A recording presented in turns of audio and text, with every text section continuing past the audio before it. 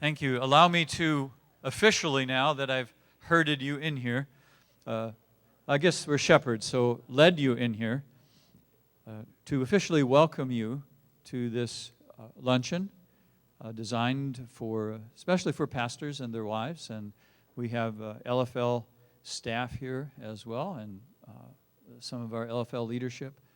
We're grateful, very grateful for you pastors. I know October was Pastor Appreciation Month.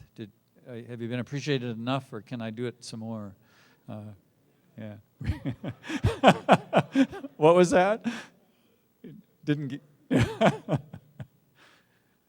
I appreciate you. We at Lutherans for Life appreciate you and all that you do, and sharing this great message of hope and life that we have in the gospel of Jesus Christ, and then connecting it to these issues of life and death that we face in our culture, and that our people in our congregations face as well. So thank you for that. Thank you, wives, for your powerful and wonderful supporting role in all of that. And I thank my wife, wherever she went. There she is. She's standing back. We're up here, honey. Yeah. I thank my wife for... See, this house has been. It's just been hectic. You know, I don't know where she is. She doesn't know where I am. And I called her twice last night and didn't even know it. My phone. My phone just called her. So here's what we're going to do. We're going to pray, and then I will give you some instructions about receiving your food. So we'll take a moment here and go before the Lord.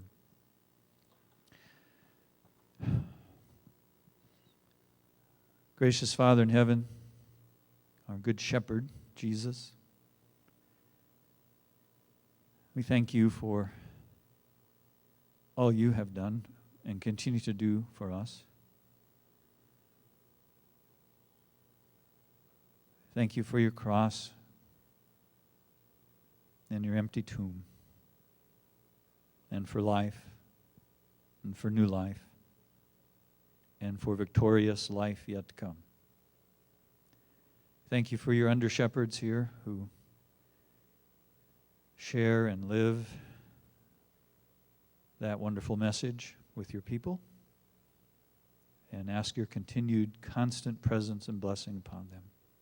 We thank you for the opportunity to gather together as your people and to share in fellowship and to share in food. And as we look at all the food that's laid out there before us, it's simply a picture of the abundance of your grace that you have given to us. And so we thank you and ask that you would bless it to our good and our service to you. In your most holy name, amen. Introduce to you Colonel John Eidsome. John, he's a member of our board of directors of Lutherans for Life, doing a session for us. He'll be speaking to all of you in a little bit, but he also is here to introduce a very special guest that we have, also a friend of Colonel Eidsome. So, John, we'll let you take it.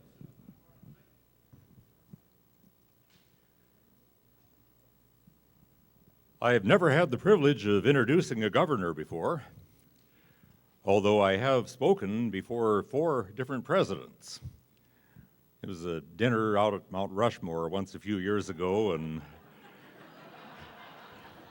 I didn't gauge their reaction. They were rather stone-faced, maybe.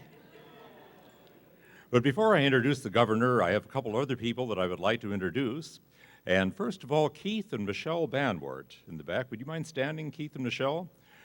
I've known Keith since 3rd grade at Whittier Elementary School in Sioux City, and Michelle, she lived a few blocks from me the other direction, got to know her in junior high, and anyway, we were always friends back in those days, and as we got into high school, we started to realize that we shared some of the same conservative beliefs as well, theologically, politically, and in other ways. And Keith recently retired as the principal of school, and Michelle are now living in Altoona. And anyway, they are part of, is it Hope Lutheran Church, Missouri Synod Church there in Altoona? Then I'd like to introduce somebody else too, and this is Julian Garrett. Julian and Nancy Well, I should say that when I came to the University of Iowa for law school in '67, Julian had just graduated. He was an assistant attorney general and a conservative political activist and was a mentor in many ways to Governor Branstad and me both. He served as an attendant at our wedding in 1970, and over the years he's been a conservative Republican activist and a lawyer and a farmer just south of Des Moines. In 2010, he was elected to the state legislature, re-elected, and now he is in a special race about a week and a half from now for a vacant state Senate seat, the district that includes Indianola and some of that surrounding area. And it's great to see Julian and Nancy once again. And so they're here as my guests, but the one I'm introducing as the speaker today is Governor Branstad.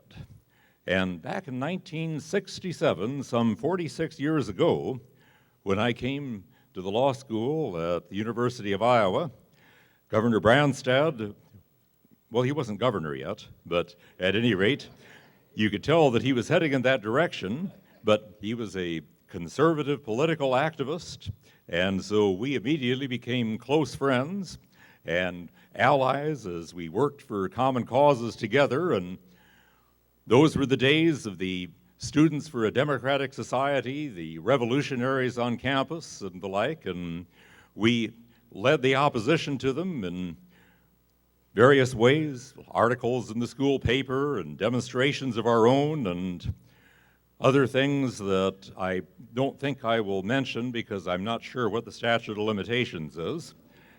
But at any rate, Terry has gone on from there, and I'm going to tell you something that I don't think Terry knows, although his memory is fantastic. But as we were involved in the college Republican activities together in those days, and those were the days when it was the Reagan and Goldwater people versus the Rockefeller people. We hadn't invented the term rhino yet, but we would have used it if we'd heard it, I'm sure. But we were absolutely convinced that our battles in the college Republicans of Iowa, that the freedom of the state of Iowa and probably of the United States and maybe of the world and beyond depended on us. And so we devoted a lot of hours in that kind of activity. One time we were up in my hometown, Sioux City, and Terry stayed at our house with us. And this is what I don't think Terry knew, is that after he was elected governor, for decades after that, my dad had a sign on that bedroom saying, "Governor Branstad slept here." And that sign was there till about 1994 when they sold the house and moved into a retirement home. So you are famous. You have historical markers for you, Governor Branstad. We've been in contact periodically since that time. We considered going into law practice in Lake Mills together back around 1980. It seems like the Lord led each of us in some different directions at that time. Terry with the Army, me with the Air Force, and Terry into government and me into teaching. But he has been the longest serving governor in Iowa history, and that's before he was brought back.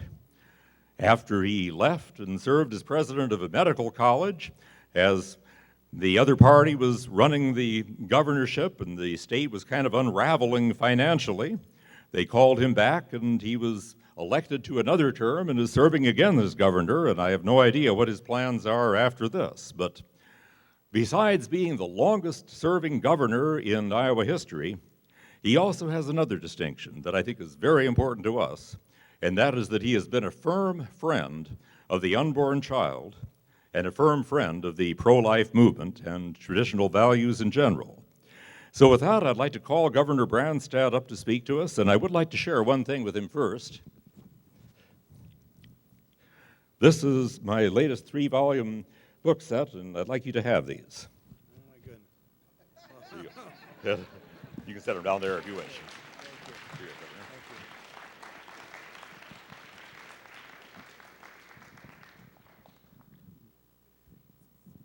Wow, that's quite an introduction. John Eidsome, thank you very much. As John mentioned, we've been longtime friends, and he succeeded me as the chair of the College Republicans at the University of Iowa. And also, when we were trying to legalize homeschooling in Iowa. John came and testified before the legislature. And John, I want to update you a little bit. We made some more progress this year. This year in our education reforms, we not only made some improvements for public education, we also have something called the Student Tuition Organization that provides financial assistance, provides a tax credit for people that contribute to students with financial need to go to Christian schools and non-public schools, and we increased that substantially. We also provided for independent accreditation for non-public schools in the state of Iowa. And for homeschoolers, we relaxed some of the stringent regulations to give more flexibility and more freedom to parents, and also to be able to teach driver's education to their own children. So we made some significant progress, and John was one of the experts we brought in back in, what year would have been, about 1990, John? Yeah, in the late 1980s, Iowa was one of the last states to legalize homeschooling. And we all know that that's been very successful, and today we have tens of thousands of kids, I think maybe 20 or 30,000 kids that are homeschooled in the state of Iowa, and we have many children also go to Lutheran and Catholic and other Christian schools in our state. And John has been a very knowledgeable and has written extensively on these issues. So it's kind of fun to be here. Julian Garrett brought me to my first Republican meeting. I grew up in a Democrat family, but I read Barry Goldwater's Conscience of a Conservative in high school, so I determined that I was a conservative. And my first year at the University of Iowa in 1965, I joined the Young Democrats. But as John mentioned, this was the era of the SDS and people that wanted to overthrow the establishment and throw out our free enterprise system and go to a socialist system. And I hope to someday become part of the establishment. So obviously I didn't feel much at home with that group. And then Julian Garrett invited me to go to a college Republican meeting, and the speaker was a young state representative named Chuck Grassley, and who's now our senior senator from Iowa. And so Julian and John and I were all part of that conservative movement way back then at the University of Iowa, which is obviously a very liberal campus in our state. It's great to speak to you, and I want to encourage people to continue to eat. I'm used to speaking to the Iowa legislature, so it doesn't bother me at all. I also want to give greetings from Lieutenant Governor Kim Reynolds. She would like to have been here today, but she had a previous commitment. And you all know that she and I were elected as a team. We're both very strong pro-life conservatives, and she's been a great teammate, and I've met my match in terms of energy, enthusiasm, and passion to serve the people of Iowa. So she wanted me to be certain to greet you, and I know that both of us feel very strongly about the need to stand up and support the pro-life movement. We would also like to thank all the pro-life leaders that helped organize this conference. Thank you for what you do on behalf of the pro-life cause and behalf of life at all stages of development, from unborn to the frail elderly. As governor of Iowa, one of my first priorities is to protect the health, safety, and well-being of all of our citizens, and this includes the unborn. In 1996, I had the opportunity to sign the parental notification law, and I also, in my previous time, signed a conscience clause legislation. And more recently, I've been able to appoint pro-life people like Monsignor Frank Bignano to the State Board of Medicine.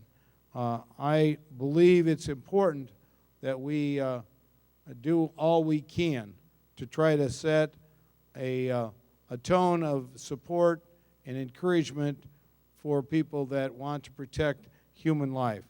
And I want to do all I can to encourage you, and I know there are many pastors here, to share the message of how important and precious human life is.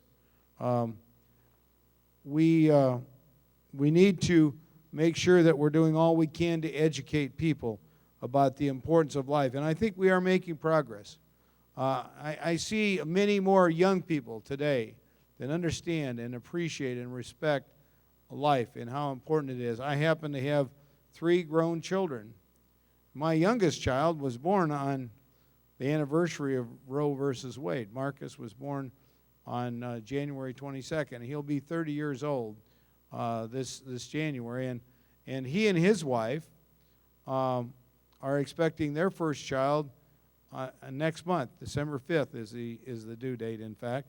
So we're very excited about it. We have 5 granddaughters, and, you know, in this day and age, you can know in advance. So this is going to be a grandson, we're told. So we even had a gender unveiling party at Terrace Hill this summer. So the whole thing was, we had my daughter-in-law, who's the expectant mother, sent out invitations to what we called the baby queue. So we had barbecue dinner, and then afterwards, and we had all the adults at one table and all the little girls at another table, and you were supposed to dress in whichever color, either blue or pink, depending upon what you thought the baby would be. And then when they brought in, and even the mother and father did not know. The doctor gave a slip to the chef, and her husband delivered, and then the ice cream was either going to be blue or pink. And when they came with the blue ice cream, my son, who's an avid hunter, his reaction was unbelievable. And they caught the whole thing on video. His wife's sister videoed the whole thing, and so that was something to behold. And of course, we're all looking forward to that special occasion, the birth of their baby, which is scheduled, as I said, to be next month. So I know how important human life is, and I know how precious it is, and it's so wonderful to be able to interact with the 5 granddaughters that we have, and we're certainly looking forward to the grandson as well. I think the key in sharing our position, it's important that we do it in a way that shows that we are compassionate people, and that we do have strong views and strong feelings about life. But as pro-life citizens and pro-life men and women, it's important that we remain engaged and involved in the public square, and that we do all we can to try to, in a very gentle but very caring way, show how important life is, and life is to all of us and at all stages. Our focus should be on really helping to educate the broader community, and I think you as pastors and religious leaders, people that are respected in the community, can play an important role in helping us, and hopefully encouraging the people that do serve in public office to recognize their responsibility is also to protect the most vulnerable among us. So I just want to say it's an honor to be here. I appreciate this chance to share with me, to share with you my personal convictions, and my hope that we can continue to see progress made on this very important issue of human life. Thank you very much.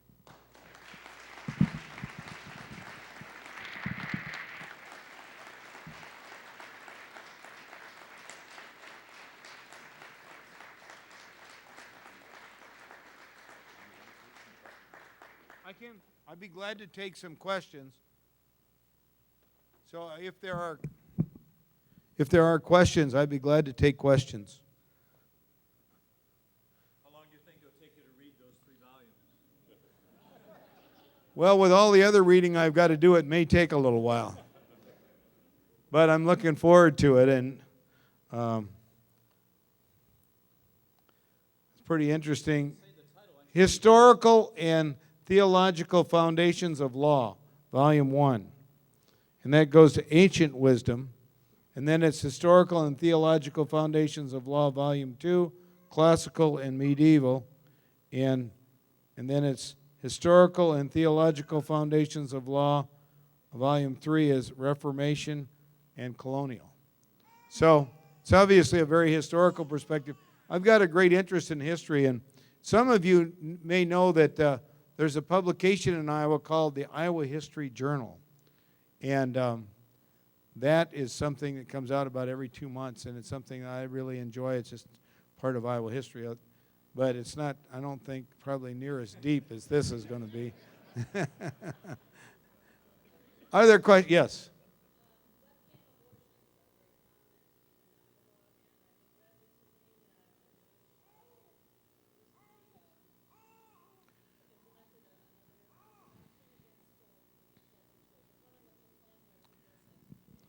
Okay, here's what happened. After I became governor again, I appointed a number of pro-lifers to the State Board of Medicine. And that board, which had been dominated by people that were on the other side of the issue, obviously was changed over this period of the last 3 years that I've been governor. And then I appointed a pro-life woman from Dubuque, and the Senate Democrats rejected her just because she was pro-life. So I then, last year, appointed Monsignor Bignano, who is, I'm Catholic, he's my priest. He also was the one that organized Pope John Paul II's visit here in 1979. And I knew they wouldn't dare take him down. So he was confirmed. He was confirmed. And there's a group of doctors, and actually women doctors, that challenged this webcam abortion and brought a petition to the State Board of Medicine asking that it be stopped because it doesn't meet the standard of care that should be provided. Because Iowa law says that you should have a medical examination from a doctor if you're going to have an abortion. Well, this is done at a distance, and it's done over the internet, and there's no examination that occurs whatsoever.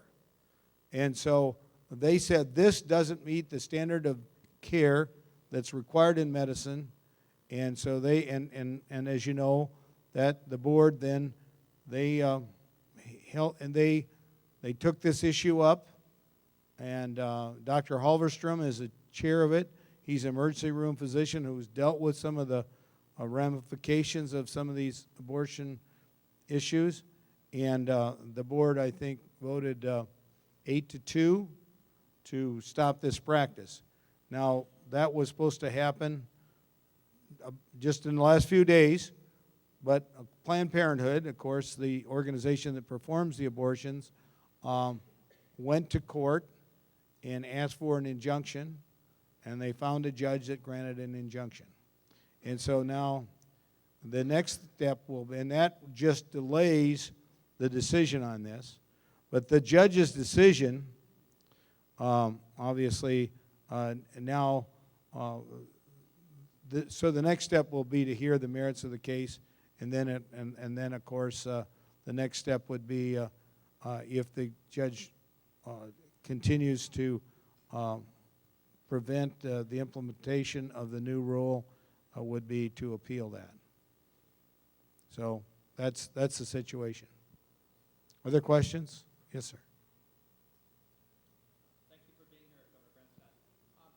It's not often thought of as a pro-life issue, but our decision as a culture to send people into hostile fire where they can be killed or actually be required on behalf of our government to kill others certainly affects our pro-life convictions. This last year, the Secretary of Defense has changed American policy so that women can be sent into combat situations. I'm a West Point graduate. Yeah. I am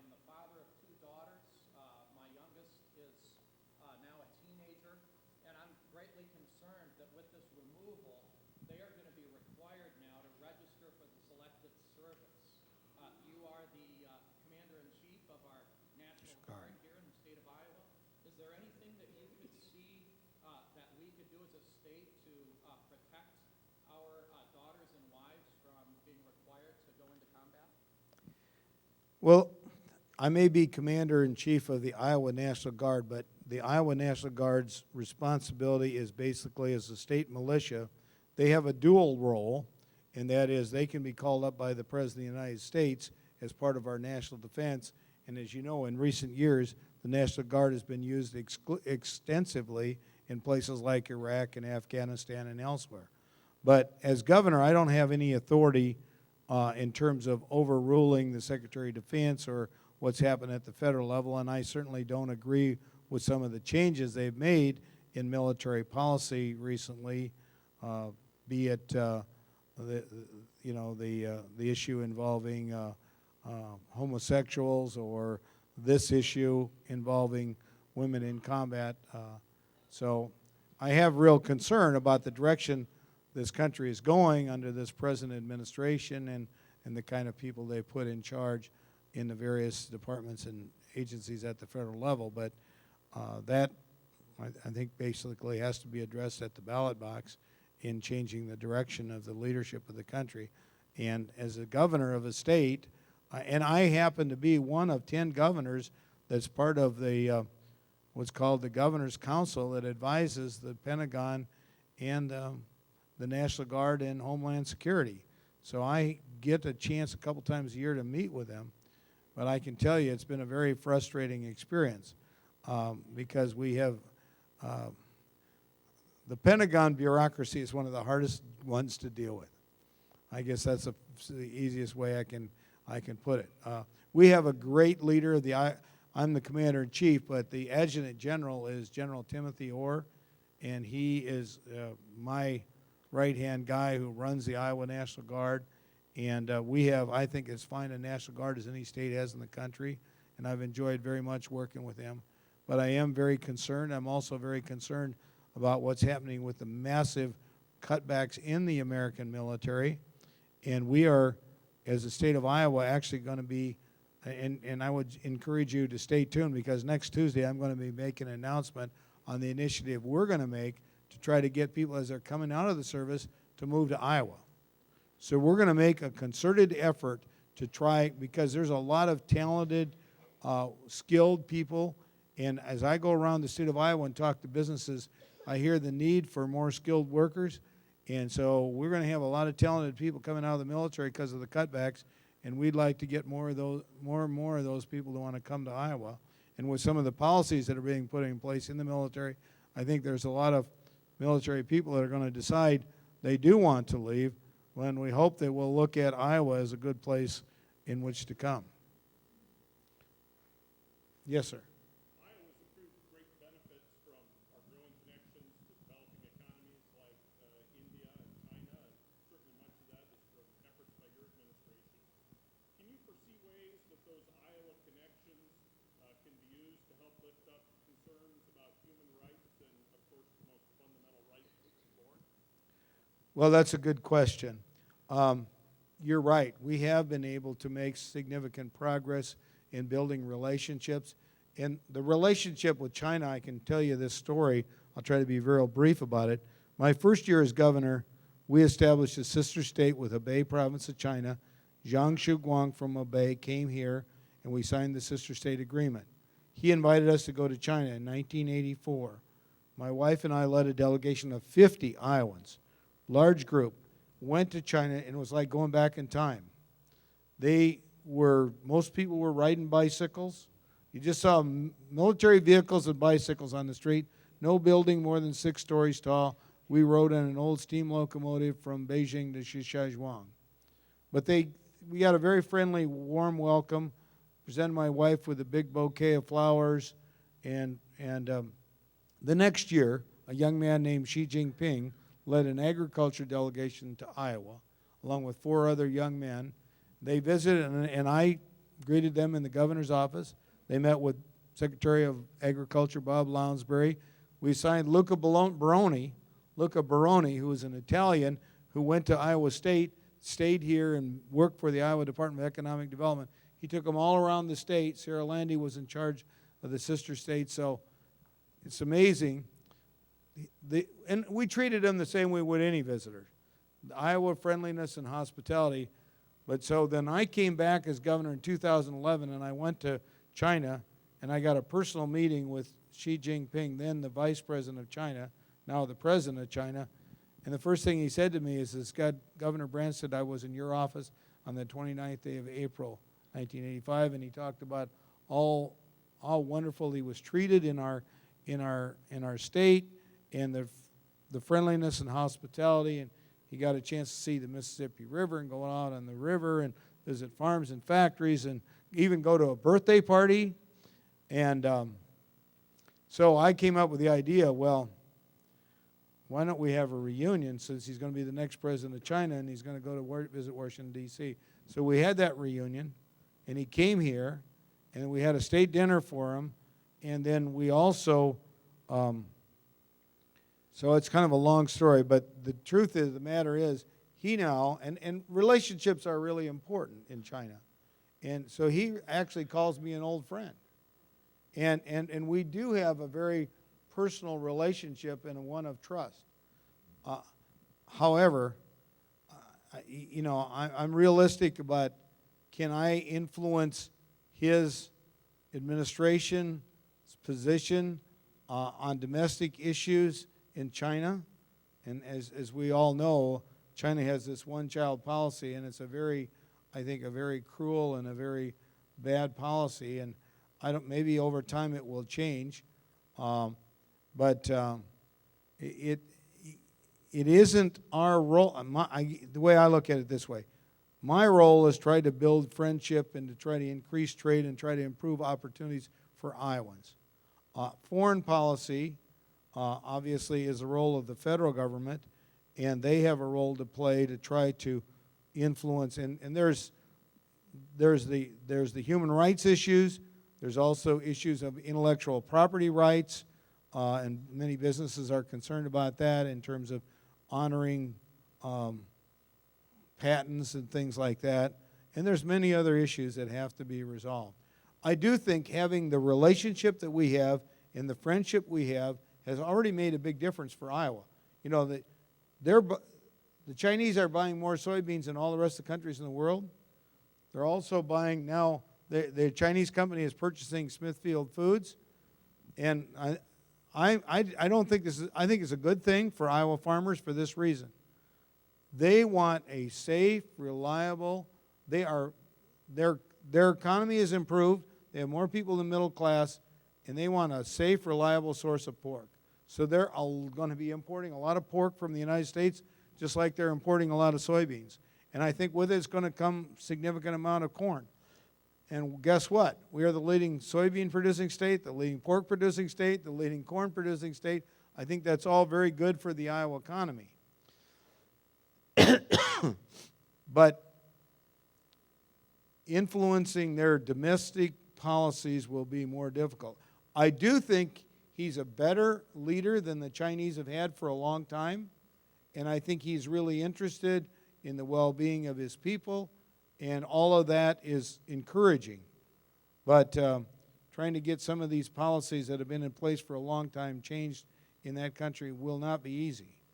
But over time, it could happen. I mean, I never imagined when I was growing up that Red China would become, even though it's still a communist country, they have embraced the free market system. And in some sense, they're almost more free market than we are. I mean, they don't have the debt we have, and they understand the importance of the free market and how that's made a real difference in their economy. That's a long answer, but it's a complicated issue, the relationship between the two biggest countries, the two superpowers. And China is the biggest population-wise in the world, and their economy is growing to the point where sometime in the next 20 years, if trends continue, they will surpass us in terms of their gross domestic product. Over here.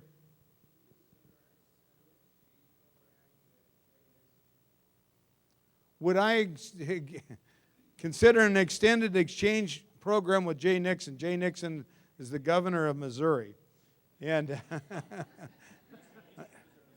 Yeah, I figured that.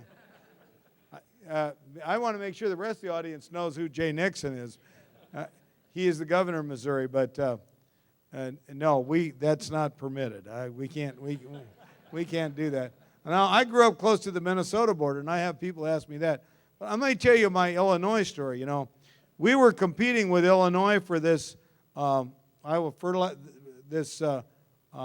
Orascom fertilizer plant, which they now call the Iowa Fertilizer Plant in Lee County, and I met with Mr. Suarez, who is the owner of this company. Now, he is a Coptic Christian from Egypt, and he's a graduate of the University of Chicago. He's a billionaire. He's an extremely successful businessman. And so we're competing for this big investment. I mean, it is $1.8 billion is what this fertilizer plant is going to be. And it was going to be either in Iowa or probably in Illinois. They were pushing for Peoria. And I was telling them the difference between Iowa and Illinois is, first of all, they have the most debt per capita, state and local debt of any state, and they have the worst unfunded pension system. So they might promise you everything, but at the end of the day, they can't afford to do it, and they'll pull the rug out from under you. They most recently have raised taxes while we're cutting taxes. Besides that, most of the former governors of Illinois are in prison. I'm back in office. So, at the end of the day, he chose Iowa.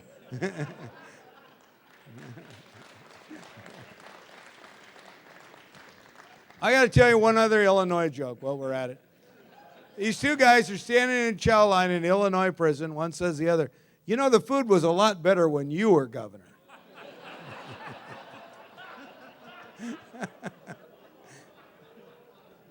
Now, the sad part is the same people that are running Illinois from Cook County, Chicago, are the same people that are running our government in Washington, D.C. And that's what really does concern me. But anyway, it's sometimes good to be able to joke a little bit about it. Yeah, at the back.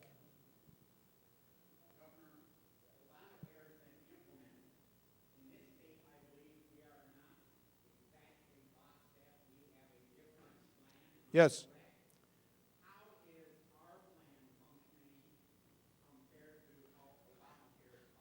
Well, it's like night and day.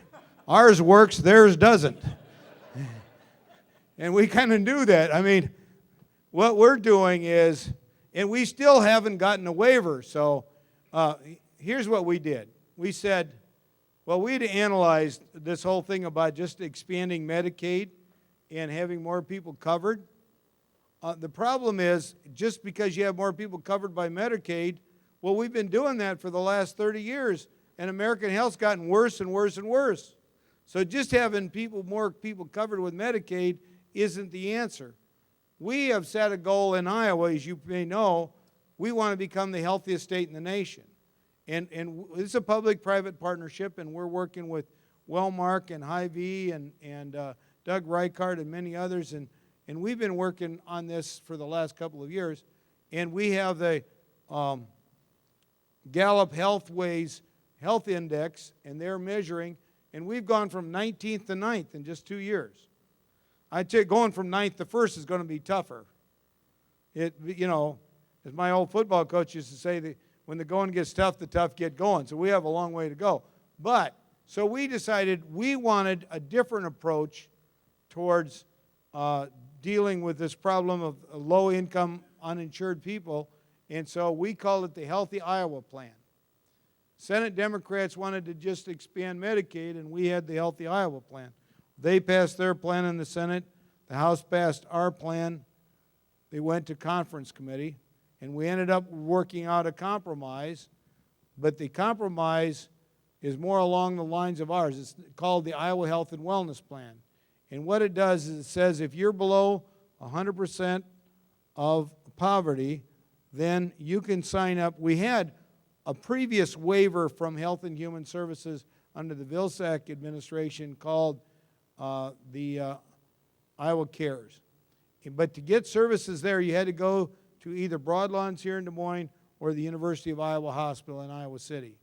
But we came up with an idea. that we'd like to be able to provide those services all over the state through what we call accountable care organizations.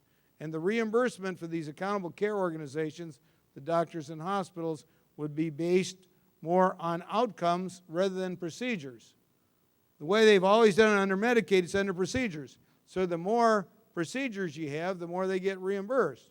Our idea is reimburse people based on healthy outcomes and keeping people out of the hospital instead of having them in the hospital. And so that's what our plan is. And the benefits are very similar to what state employees' benefits are, which are really pretty good. But we want everybody to have some skin in the game. So we say the people need to pay, this is a really modest amount, $10 a month as a premium. But if you get a health risk assessment, now my previous job at Des Moines University, all of our faculty, staff, and students did health risk assessments, and that tells you what your risk factors are, and then you work to reduce your risk factors. And it works. And so if you do a health risk assessment, then the state would reimburse the $10, so it wouldn't even cost you that. That's the sticking point that we have with Secretary Sebelius in getting ours approved. I got this passed by both Democrats and Republicans in the legislature as a bipartisan compromise. And so we thought we would have the waiver by October 1. Well, October 1 comes and goes. Well, you know, she's got her hands full, and they've got that thing so messed up. And so I've had 2 meetings with her. And finally, the last meeting, I just said, what we are asking for is very simple, and it's fair, and I believe that will work. I believe the reason why they haven't approved it is because they don't want it to work, and because other states will copy what we do. Just as when we did welfare reform in the 90s. Iowa, Wisconsin, and Michigan led the way. Other states copied, and we helped people with child care and with job training, and we helped reduce the welfare rolls by about 50%. Well, our goal is to try to make for healthier outcomes for people rather than just more people under Medicaid. I just think that we got a better... Now, what we did, October 1 came and went, and they hadn't approved it, so we just said, go ahead. We're going to start signing people up because we're going to move forward on good faith, assuming eventually they're going to approve it. And so that's what we've been doing. So I think December 15th is the final deadline. But we're hopeful by December 15th that she'll wake up and say, yeah, we've got to approve this, and we'll approve it. So if she doesn't, then all those people that get denied the opportunity to get coverage can look to Sebelius and the Obama administration, and they'll know who to blame.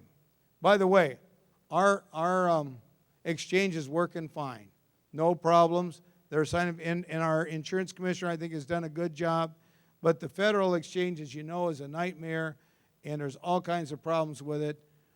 By the way, if Obamacare doesn't get repealed, we are presently considering the idea of maybe we'd partner with some of our other neighbors, like South Dakota and Nebraska and Kansas. They all have Republican governors. They all have similar conservative philosophies. They have insurance commissioners that my insurance commissioner works with. And so I intend to be visiting with those other governors.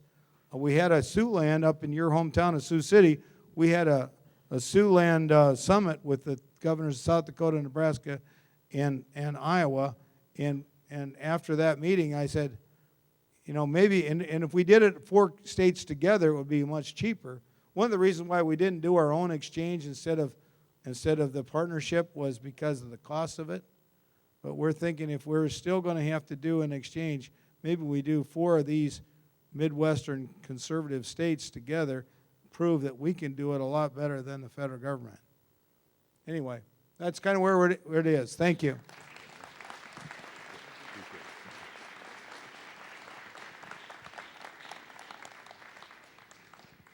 I will tell you one element of good news that I just read in USA Today this morning. The headline said that President Obama is sorry that so many people are losing their health care under his plan. Where that's going to go, who knows. I was really fascinated to hear the governor talk about the exchange programs here, and especially with China and so on. And I'd like to tell you a little bit of that I've been involved in. The last 5 years, I've been going over to South Korea to teach at a law school in South Korea. And again, that's South Korea. So far, Kim Jong-un has shown very little interest in having me teach in North Korea.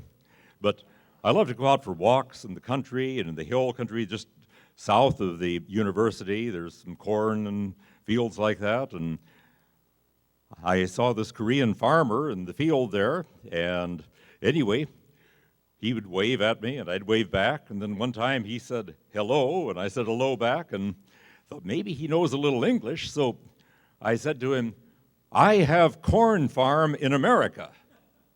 And he said, where in America is your corn farm? And I said, Iowa. And he said, I have ag degree from Iowa State. but anyway, he's known on campus as the corn doctor, and the next day after, I met him this past fall again, the next day after that, he was taking some special corn he had developed over to China, and he does stuff like that all around the world, and I might add a very strong, committed Christian as well. And there was one thing I wanted to mention about Julie and Garrett that I forgot to mention. Julian and Nancy attend a Missouri Synod church in, is it Indianola? In Indianola, okay.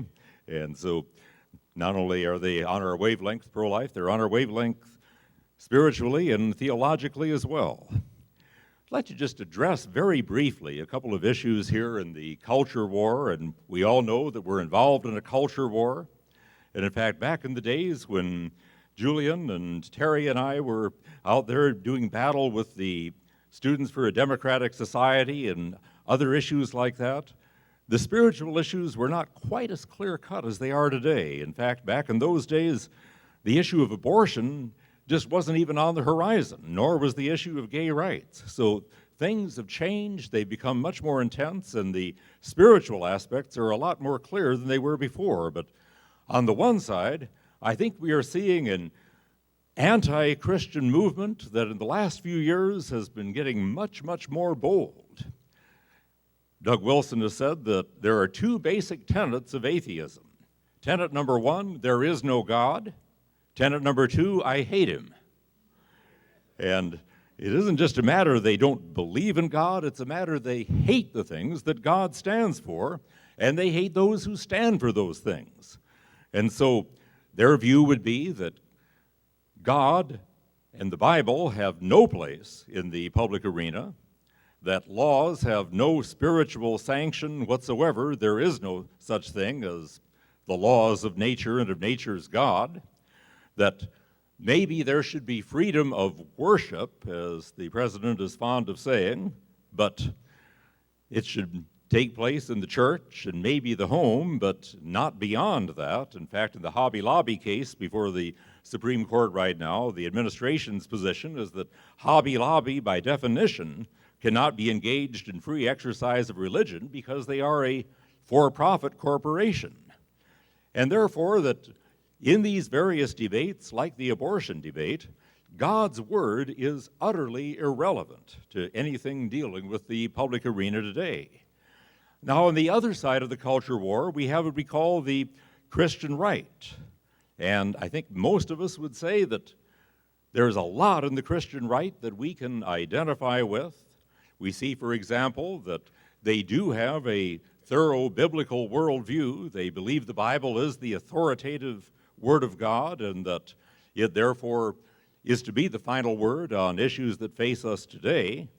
But as Lutherans, we might have a little problem with the tendency there to take even the Mosaic law of the Mosaic covenant and seek to apply that to the church or to civil governments today. What I'm going to suggest is needed in the culture war today is a good, strong infusion of Lutheran two kingdoms theology.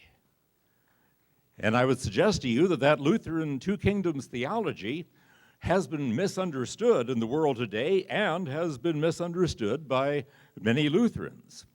Luther taught that God is the source of all governmental authority, that he has established these two entities, the church and the state, and delegated certain authority to each of them, and that the state has authority over believers and unbelievers. The church has authority over believers but not unbelievers, which means the believer is the link between the two kingdoms. As he said in his letter on secular authority, that these two kingdoms must be sharply distinguished and both be permitted to remain, that neither is sufficient in the world without the other. See, Luther's concept of the two kingdoms was a far, far cry from that of the American Civil Liberties Union's concept today. Luther's concept of the two kingdoms was that they complement each other. If the church is doing its job properly by saving souls and by training people in good character, they produce better citizens, and they make it easier for the state to govern. If the state is doing its job of keeping the streets free from criminals and keeping the shores free from invaders, then they make it easier for the church to do its job. So the two kingdoms have distinct functions, but those functions should not be at odds with one another. They should complement each other. And Luther emphasized the difference between reason and revelation, but I don't believe he made nearly as sharp a distinction between them as some try to make them today. Certainly he understood that we use reason as we interpret the Bible. But I think Luther would say, as we look to the issues that face us today, issues like abortion, we would formulate our convictions based upon revelation, based upon what the Word of God tells us. For example, as we look to the abortion issue, key question would be, is this unborn child a living human being? Is this unborn child a person? And we look to the scriptures, and I could give you a whole hour on this. I do at various times, and it's in some of the books that are in the book table that I promised Jim I wouldn't mention. But that you look to John the Baptist, and when John the Baptist's mother Elizabeth comes into the presence of Mary, who is carrying Jesus in her womb, she says, "Not the glob of tissue in my womb, not the fertilized egg in my womb, but the babe in my womb leaped for joy." That sounds to me like a person. Or Jacob and Esau, as we read that they strove together in their mother's womb. But one of the strongest verses, I think, is in Psalm 51, where David says, "Behold, I was shapen in iniquity, and in sin did my mother conceive me." As I understand that, David is saying that he's had a sinful nature from conception. A sinful nature, I think, has to imply personhood. But when we go out into the civic arena, we need to be prepared to defend our convictions on the basis of reason and evidence. If you go to a political caucus, if you testify before a hospital board or a governmental body, you will present the evidence that demonstrates that the unborn child has a unique DNA all the way from the moment of conception. You demonstrate that the child has a heartbeat probably as early as the 18th day, but that can be detected certainly by the end of the 4th week, and on to the other evidence that you're all familiar with that would convince even a hardened person who has no interest in the Word of God that that unborn child is a person. And when we are involved in the church, my suggestion to us is that the church is not supposed to be primarily a political institution, but that God's Word touches on these issues. And if we're not going to touch on those issues in our preaching, we are not preaching the whole counsel of God. I would suggest that the function of pastors in particular is to teach biblical principles in this area and then leave it to individuals within the church to go out into the community and articulate those principles. Now, I wouldn't say this necessarily means that a pastor should never hold public office, just that when he does, he needs to recognize he's wearing two hats and he needs to keep them distinct. Now, how far we go in that direction is open to some question, some dispute. For example, I think we would all agree it's fine for us to teach from the Bible that personhood begins at conception. Could we go a step further and say, therefore, abortion is the killing of a person, an innocent person, and therefore abortion is wrong? Could we go a step further beyond that and say, because it is wrong, it should also be illegal? Could we go beyond that and say that House Bill 113 would restrict abortions? Can we go beyond that and say, therefore, you should support House Bill 113? Could we go beyond that and say that Senator Jones is in favor of abortion or opposes 114, and Senator Amundsen, I've got to give a good Lutheran name to him, Senator Amundsen is in favor of it? And can I go a step beyond that and say, therefore, you should vote for Senator Amundsen? Well, of course, we come into the issues of the Internal Revenue Service and the prohibitions that are placed on 501c3 organizations.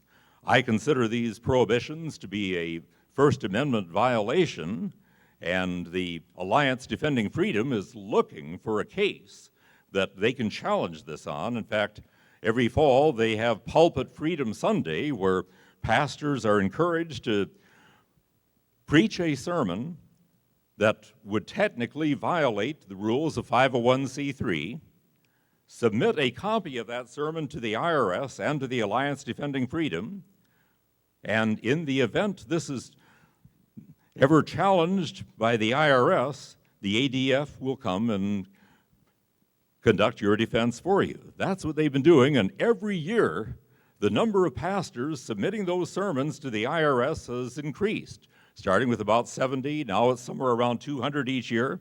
You know how many of these have been investigated by the IRS so far? 0. Now, I might add, too, some will say, well, I'm advocating disobeying the law. I think there is a place for disobedience, but this isn't disobedience. You are simply engaging, and I'm picking my words carefully, you are engaging in activity that could bring your 501c3 status into question. You are not committing a crime. You are not violating any law by doing that. Anyway, contact the Alliance Defending Freedom or our own Foundation for Moral Law if you have an interest in doing that. Note that the prohibitions of the IRS say that you cannot devote a substantial portion of your activity to influencing legislation. It doesn't say you can't do it at all. It says you can't devote any portion of your church's activity toward influencing the outcome of elections. It doesn't say that you as an individual can't do so, even that you as a pastor can't do so. An infusion of Lutheran spirit and an infusion of Lutheran two kingdoms theology. Not only does the Christian right need that, but the Lutheran Church could use a little of that too. It's been a pleasure to be with you, and now I'd like to turn it over to Dr. Lamb.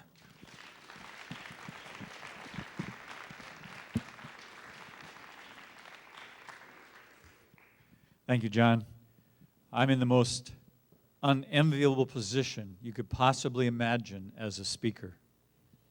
I must follow a politician and a lawyer, which means I don't have any time left.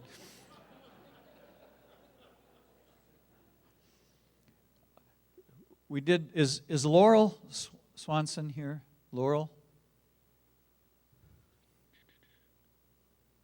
Okay. Is she? Oh, okay. Okay. We like to make time at our conference to have greetings brought to us by various Lutheran church bodies, and we can't always get the head of those church bodies to come, but representatives. So introduce yourself and bring greetings to us, please. Thank you, Dr. Lamb. I am Pastor Brad Miller. I am a pastor in the Lutheran Congregations in Mission for Christ. There is no head of the LCMC because of our fiercely congregational nature, but I've been a district president, and I've been at the establishment of a couple of our international districts. And so on completely unofficially, but completely heartfelt, accept, please, my greetings from many LCMC congregations. As part of our fierce congregational polity, we do not do social statements, but I think you would find a lot of commonality with many of our congregations, and that many of us share a deep compassion about matters of life.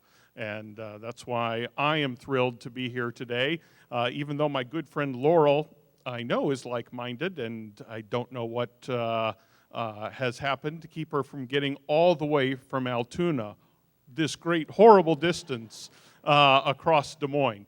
But it is a pleasure to be with you. God bless your continuing efforts, and it is wonderful that we share together so much of Luther's teaching, but we also share together such a passion for caring for the least of these around us. Thank you, Pastor.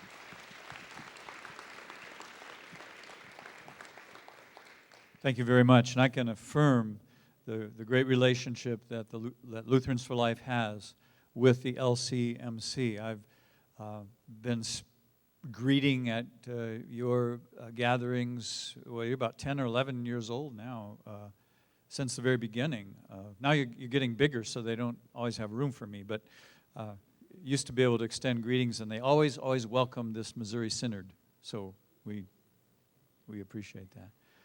Well, we don't have much time. We need to dismiss here very quickly for our pre-convention, pre-conference workshops, and I will do that in a second. I do want to get in my 2 cents worth, though, following the politician and the lawyer. And I just want to be able to just kind of build on what Colonel Eidsome said about, he talked about